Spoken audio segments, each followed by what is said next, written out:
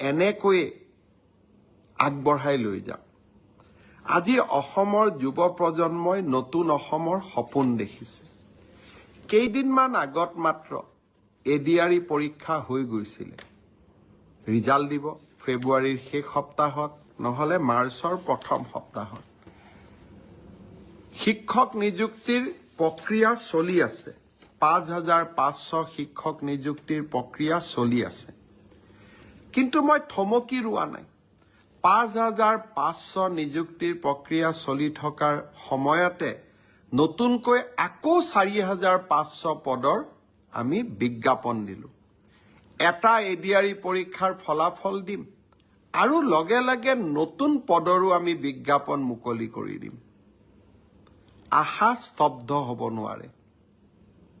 আমাৰ সপোনবিলাকক আমি পম খেদি থাকিম। আৰু যিসকলে চৰকাৰী কৰ্মসংস্থাপন নাপাব তেওঁলোকৰ কাৰণে মুখ্যমন্ত্ৰীৰ আত্মনিৰ্ভৰ অসম, ছেমি কণ্ডাক্টৰৰ দৰে অজস্ৰ উদ্যোগ আমি সকলোৰে বাবে এখন সপোনৰ অসম ভূমি আমি নিৰ্মাণ কৰিম।